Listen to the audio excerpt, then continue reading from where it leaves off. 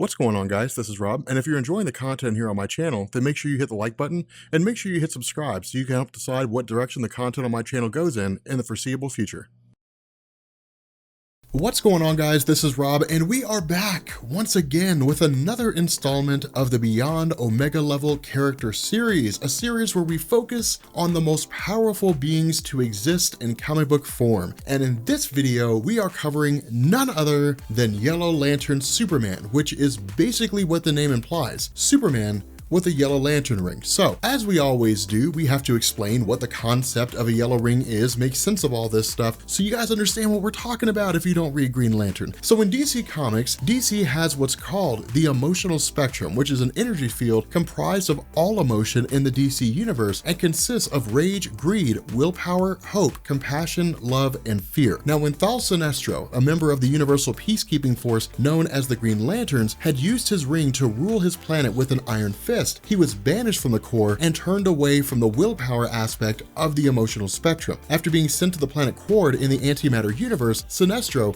formed a Yellow Lantern ring which tapped into the fear aspect of the emotional spectrum and returned as one of the Green Lantern's most notable enemies. Following several defeats, Sinestro eventually formed his own Corps as an antagonist to the Green Lanterns, setting in motion the story known as the Sinestro Corps War. If you guys want to learn more about that, we cover videos every Sunday. There is a massive playlist down in the description with all kinds of Green Lantern stuff. Fun fact, Halloween is coming up. I meant to finish Blackest Night by the time Halloween came around. Before October ended, I ended up discovering that Blackest Night would run after Halloween, so we're doubling up.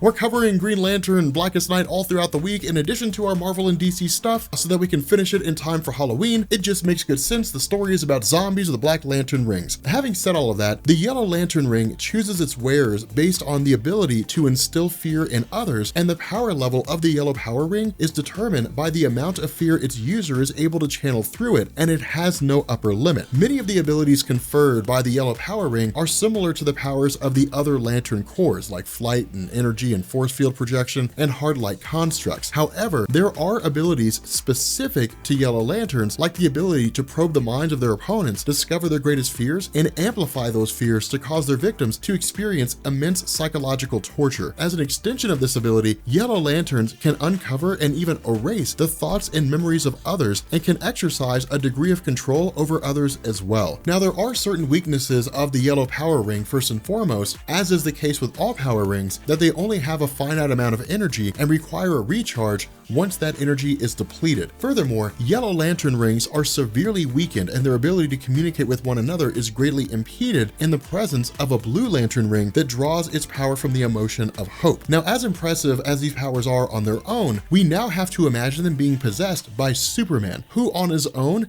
is clearly an Omega level character. Now, I'm not going to spend a whole lot of time going over Superman's powers because I assume that unless you've intercepted this transmission from a far off galaxy far, far away, that you probably know who Superman is and know what his powers are. Now, the long and short of Superman's powers is that he has super strength with no defined upper limit. He's virtually indestructible. He has frost breath. He has heat vision. He can fly. You guys get where I'm going with all of this stuff. So what we're dealing with here is a crazy powerful character being further augmented by the addition of an artifact that's going to bestow him with even more powers. Now, as far as I can find, Superman has had possession of a Yellow Lantern ring twice in DC's comic history, once in the main DC continuity and once in a non-continuity story. Now, even though it happened later, I'm going to start with the time that Superman had a Yellow Lantern ring in DC continuity because there's really not much to cover. This actually happened quite recently in Superman Rebirth issues 29 and 30 in the current run of his story. Now, I actually have a video going over this story and all the ones that came before it in pretty good detail, I mind you, if you want to go back and check it out. But to summarize, Parallax, which is basically the living embodiment of fear in the DC universe, comes to Earth and starts possessing and kidnapping children. Now, when several children have gone missing, Superman goes on a mission to find them and finds out that Parallax was using the children as bait to lure Superman into a trap so that he could possess him, thinking that if he possessed Superman's body, he'd be virtually indestructible. Now, after initially refusing Parallax, Superman willingly allows himself to be possessed when Parallax starts draining the life force from the kids that he captured. And so as a result, Superman is transformed into a Yellow Lantern. Now what happens after this is honestly a bit anticlimactic, as the Yellow Lantern Superman is attacked by the original Yellow Lantern, Val Sinestro, who's trying to re-enslave Parallax as he had done in the past so that he could once again reach the height of his powers. And since Parallax is a living embodiment of fear, which is a pretty huge source for the Yellow Lanterns, Sinestro's kind of hoping to pull it off. Now what I mean by this being anticlimactic is that we don't really get to see an epic battle between Sinestro and the Parallax possessed Superman, because Sinestro enlists the help of the Weaponers of Qward to help him subdue Parallax, which is exactly what happens. Parallax and Superman are soon separated, and we're really left without much to go on as to what he would be capable of in this brief appearance. But as I said earlier, we actually have another story to draw on, albeit one that is not in continuity in the Injustice series of comics. If you're not familiar with the Injustice comics, they're based on the universe created in the video game Injustice Gods Among Us, where we actually see Joker kill Lois Lane and drive Superman insane, and then Superman goes on to eventually be corrupted by Sinestro and join the Sinestro Corps as a Yellow Lantern. Now once again, if you really want an in-depth account of the events that happened in the Injustice comics, I've got a playlist based on that. Now we have to preface this discussion by emphasizing that this is not the classic version of Superman, but a version from another reality that may or may not be as powerful in his base form than the mainline Superman. However, at the beginning of Injustice, it seems that the version of Superman from that story is pretty comparable in terms of power to his classic version. So I don't think it's too much of a stretch to use his feats as a Yellow Lantern to give ourselves an idea of what classic Superman could do as well. So while he has a Yellow Lantern ring, Superman is able to basically shrug off a blast from Ganthet, one of the Guardians of the Universe, which are extremely powerful entities, so much so